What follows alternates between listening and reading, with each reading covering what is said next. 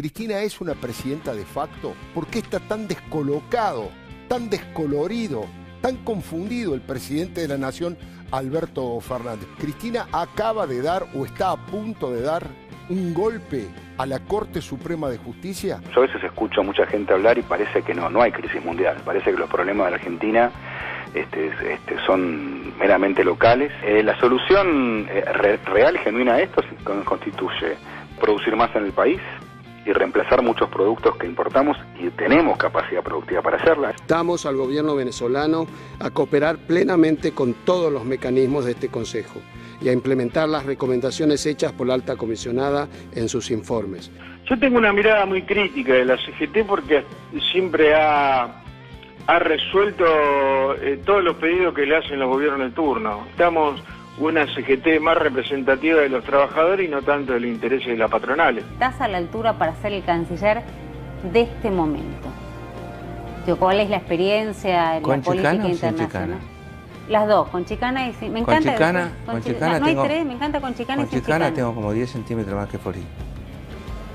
Cava ya hoy es uno de los lugares que más muertos cada 100.000 habitantes tiene en el mundo. ¿Y sabés por qué es eso también? Porque tienen 1.200 muertes por millón de habitantes, Cava. Así con lo que registró hasta ahora, sin decir la verdad. Pati, salud. Bueno, van a ser 700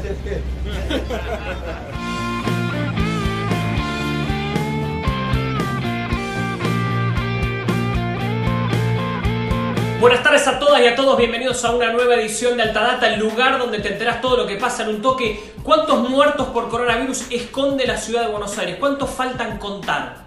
Noticia exclusiva de Roberto Navarro que te contamos acá en Altadata y además el debate del día. El gobierno argentino votó a favor del informe de Bachelet ante la ONU que denuncia graves violaciones a los derechos humanos en Venezuela. ¿Qué opinas? ¿Estás a favor, en contra? ¿Estuvo bien o mal lo que hizo el gobierno de Alberto Fernández? Escribilo, dejaros tu comentario acá abajo.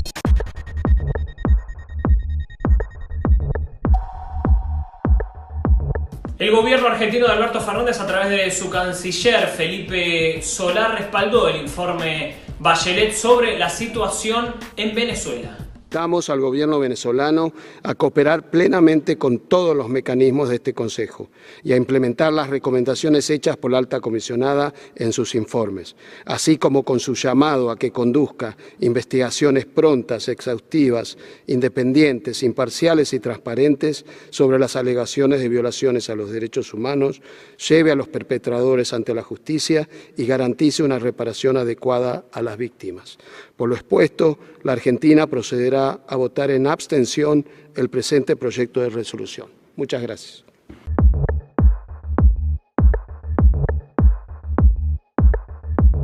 Hubo varias opiniones en contra de esta decisión del gobierno de Alberto Fernández. Una de las que mostró sus diferencias fue la ex embajadora Alicia Castro. Ahí estamos viendo que renunció a ser la embajadora argentina en Rusia, la habían propuesto, se bajó. Estos son los argumentos que usa en contra del voto en Naciones Unidas de la Argentina. En un tuit dijo: votó la resolución Felipe Solá del Grupo de Lima condenando a Venezuela con Bolsonaro, Duque, Piñera, Vizcarra, en cuyos países se violan flagrantemente los derechos humanos. México votó con Venezuela, un lamentable giro en nuestra política exterior. Bueno, ya empezamos a ver encuestas de los medios alineados con el macrismo que dicen que Juntos por el Cambio ya está primero para las elecciones de 2021, las elecciones legislativas, que el gobierno tiene mala imagen, que es un desastre. Vamos a ver datos acá, a ver, mirá. Ricardo Rubier y asociados, sobre lo que cree la gente que pasará de cara al 2021, mirá. Según su opinión, ¿el gobierno llegará a las elecciones de 2021 manteniendo su imagen actual o se modificará? El 39,5% dice que se va a mantener igual la imagen y el 31,5% dice que va a mejorar. O sea, hay casi un 70% que cree que va a estar igual o mejor la imagen del gobierno. Solo un 18% cree que va a empeorar. Vamos a ver Macri. ¿Usted considera que la oposición elegirá nuevamente a Macri como su líder o habrá otro polo emergente con Larreta, Vidal y otro? Se volverá a elegir a Macri, solo el 10% lo dice. Hay un 74% que ya da por hecho que Macri ya fue. Mientras desde este tipo de medios alineados con la anterior gestión se arman Cristina Palusa. Cristina es una presidenta de facto. Pepe Nun, un intelectual que fue secretario de Cultura de Kirchner, fue el que planteó el tema. Cristina es la presidenta de facto. Y he tomado ese concepto para tratar de explicar por qué está tan descolocado, tan descolorido, tan confundido el presidente de la Nación, Alberto Fernández. Primero de los temas. El segundo de los temas tiene que ver con lo siguiente. Le hago rápidamente la pregunta. Cristina acaba de dar o está a punto de dar un golpe a la Corte Suprema de Justicia. Ataca a la justicia por la cima, por el máximo tribunal, para apoderarse definitivamente de la justicia y buscar la impunidad y la venganza contra los exfuncionarios. Muchas veces utilizamos gobierno de facto, ese concepto gobierno de facto, como un sinónimo de dictadura. En realidad facto es un término latino que significa hechos consumados o por la fuerza de las circunstancias. Y es cierto, Cristina es la presidenta por la fuerza de las circunstancias y por un hecho consumado. A Alberto Pepe Nun le reservó el mismo lugar de antes, jefe de gabinete de Cristina. No hay doble comando, como algunos ingenuos o tranzas creían. Hay una usurpación del cargo por parte de Cristina, que es la única que manda en el gobierno.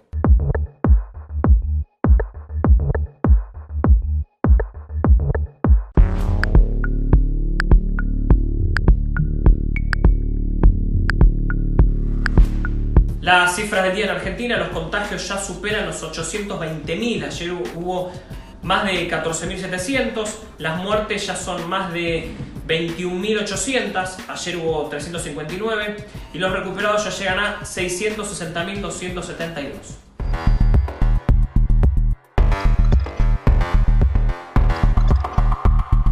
¿Está atrasada la carga de datos en la ciudad de Buenos Aires? ¿Se están cargando todos los fallecidos? ¿Faltan cargar? ¿Se están escondiendo muertos por coronavirus? ¿Qué es lo que está pasando? Mirá, Roberto Navarro reveló hoy que la demora en la carga de fallecidos por COVID-19 en la ciudad de Buenos Aires, el distrito más rico del país, tiene una brecha superior al 40% entre los datos oficiales y el número real de muertes. Esto se toma como referencia lo que sucedió en julio y agosto. El número seguirá subiendo hasta que se terminen de cargar esos meses. La proyección de esa diferencia significa que puede haber más de 1.500 muertes que aún no fueron registradas en el territorio que gobierna Larreta.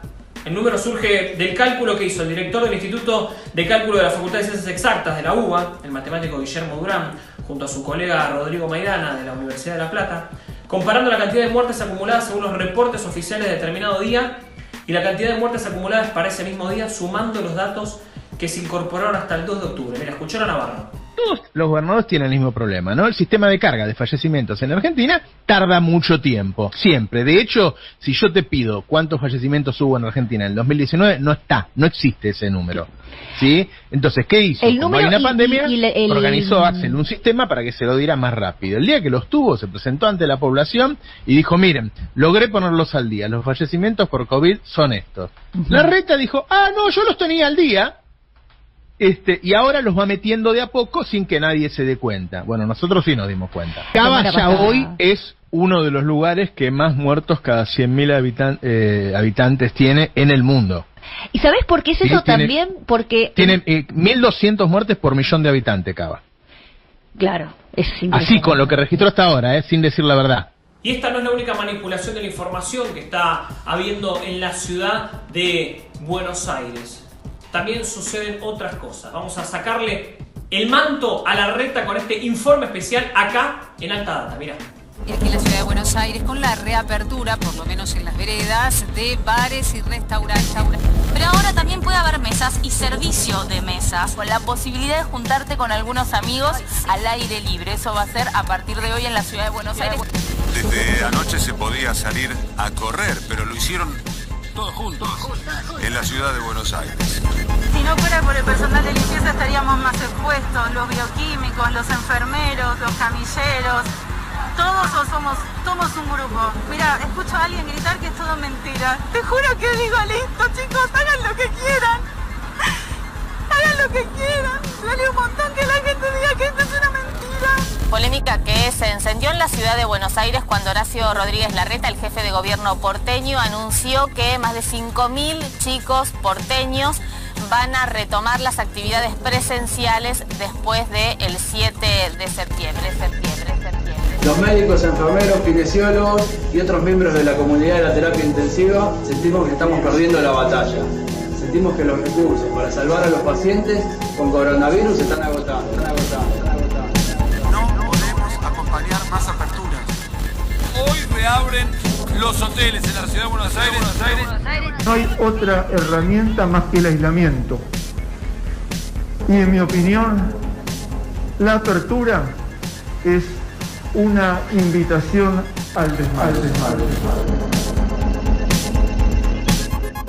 En el peor momento de la pandemia en la Argentina y en un tiempo en el que la curva de contagios se mantiene alta y peligrosa, el gobierno de la ciudad de Buenos Aires permitió la apertura de locales, entre ellos los bares. El ministro de Salud porteño, Fernán Quirós, es el encargado de comunicar estas decisiones del gobierno de la ciudad de Buenos Aires, que entrañan un grave peligro porque la Argentina no puede tener nuevos pacientes que necesitan respiradores, ni tampoco que necesiten unidad de cuidados intensivos, debido a que el sistema sanitario está a punto de colapsar. En este informe del Destape te vamos a mostrar cómo Fernán Quirós a lo largo del tiempo pidió tranquilidad cuando en realidad el sistema sanitario iba al borde del colapso.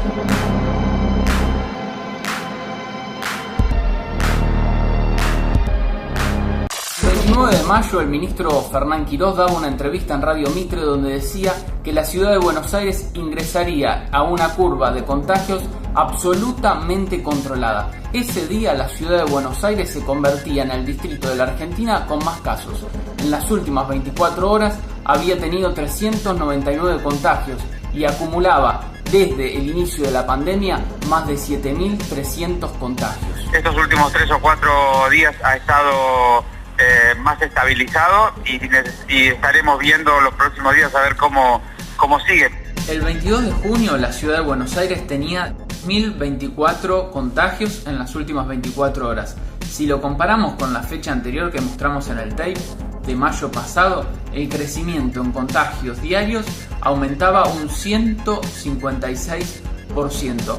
En cuanto a los contagios desde el inicio de la pandemia, ascendían en ese momento a los 20.000 infectados.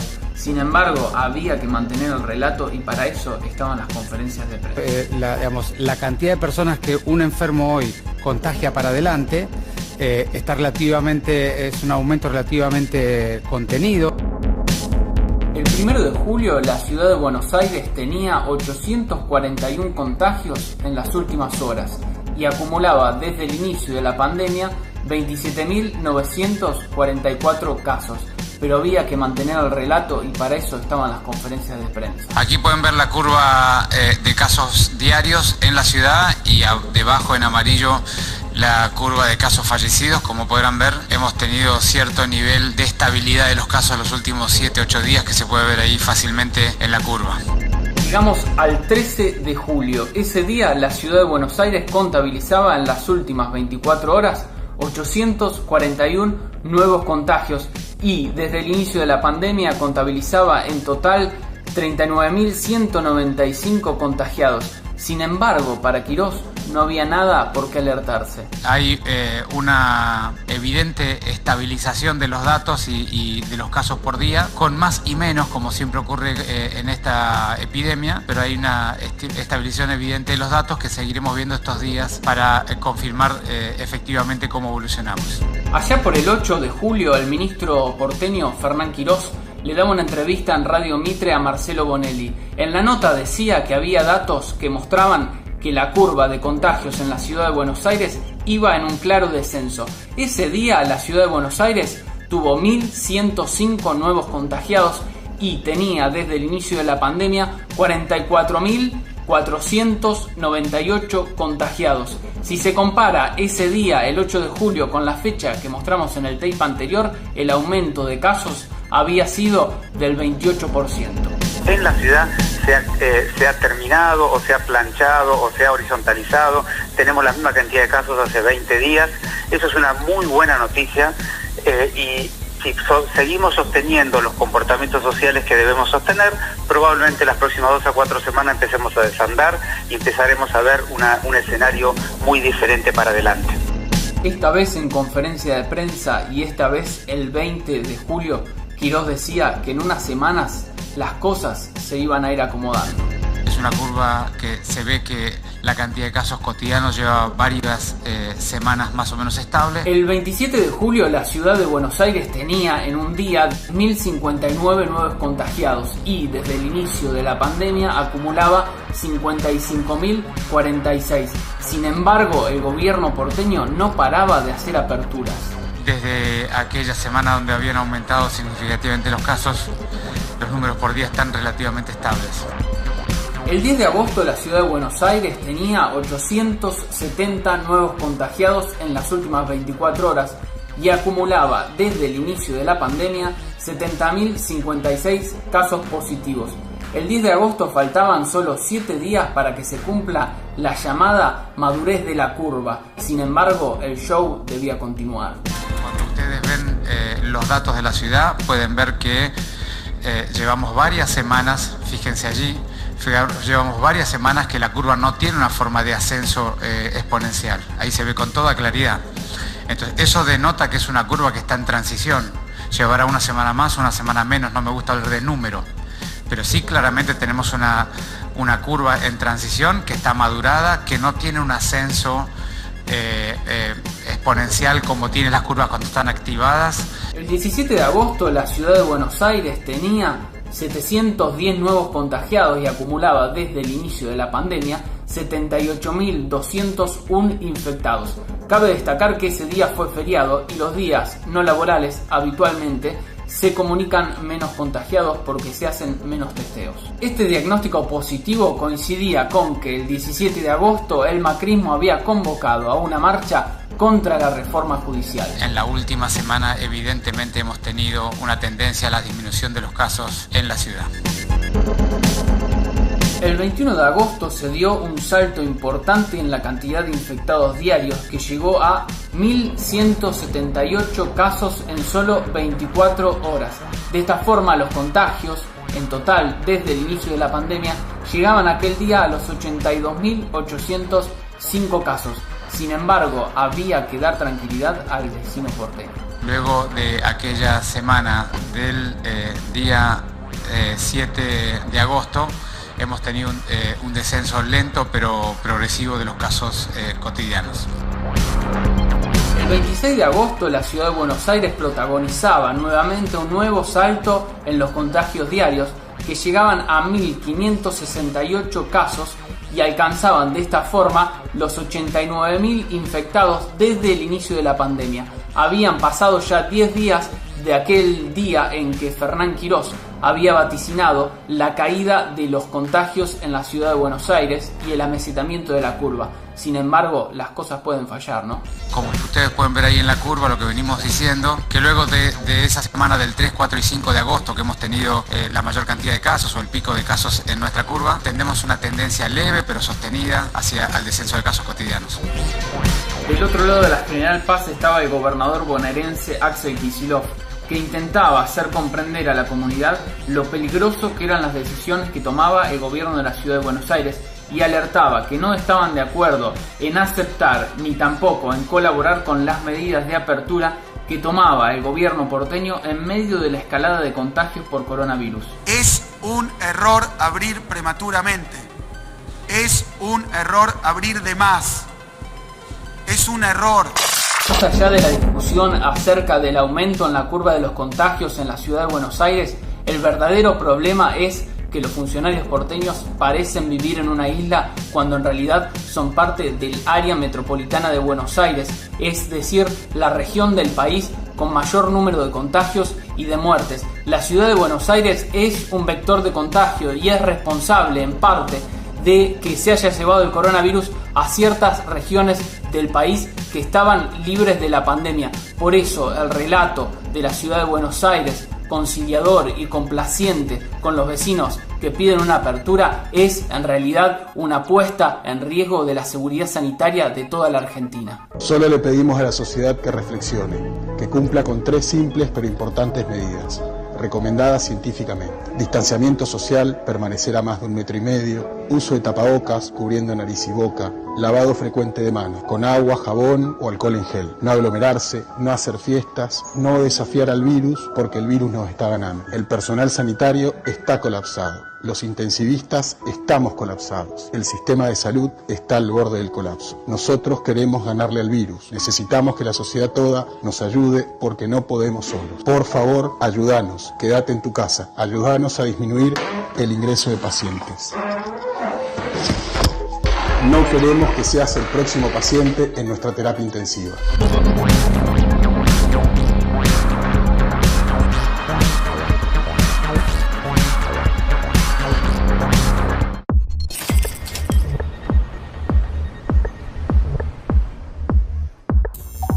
Bueno, tremendo el informe que habíamos recién realizado por los productores de Alta Data, por Lisandro Leiva, por Lucas Toscani, le mandamos un abrazo muy grande. Vamos al plano económico. ¿Se están yendo todas las empresas? ¿Se van todas del país? ¿Es cierto eso, como leemos en otros medios? Tenemos una situación que creo que responde a 2 aspectos. Primero, a la situación de crisis heredada del gobierno de Macri, que dejó un verdadero desbarajuste a nivel financiero, donde el país estaba virtualmente en default y hubo que solucionar primero el problema de los bonistas, que se logró hace pocas semanas, y en ese escenario, por supuesto, sumado a una crisis internacional sin precedentes, que a veces se olvida, Roberto. Yo a veces escucho a mucha gente hablar y parece que no hay crisis mundial, parece que los problemas de la Argentina son meramente locales, y se olvidan que el Producto Bruto Mundial está cayendo aceleradamente, lo que cayó España, Francia... Bueno, hay un rebrote ahora, con lo cual van a volver a caer, seguramente.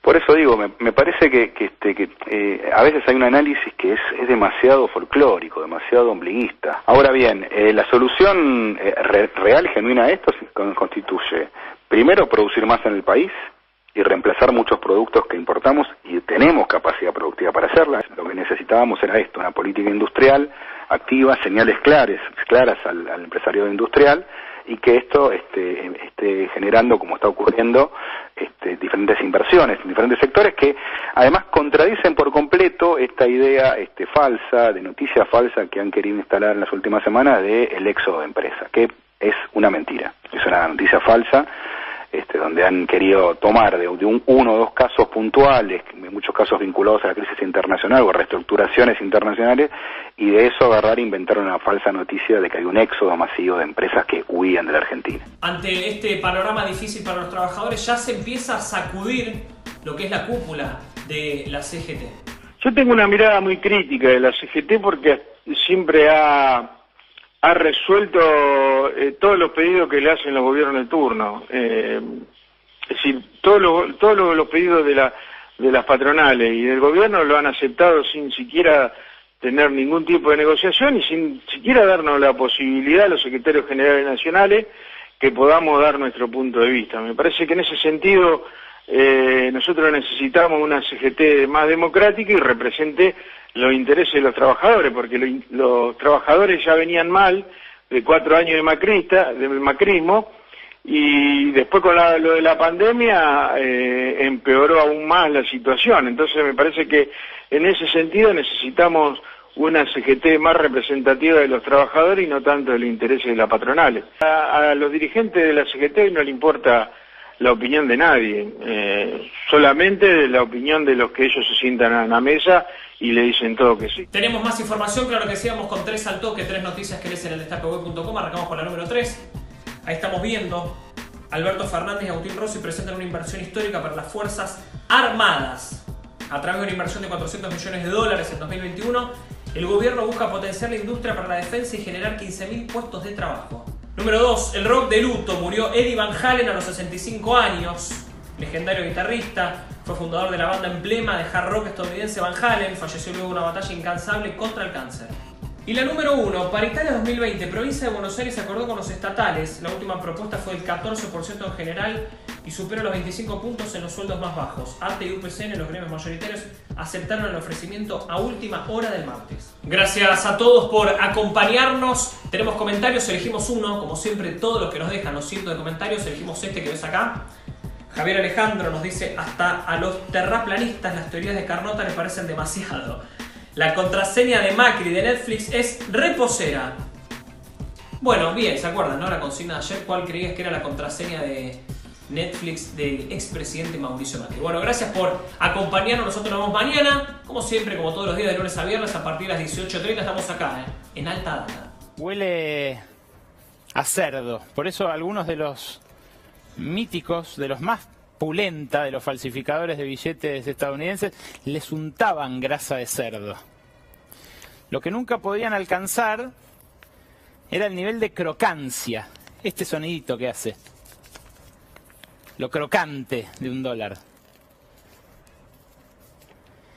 Esto no lo viste jamás hacer a nadie, ¿no? ¡No!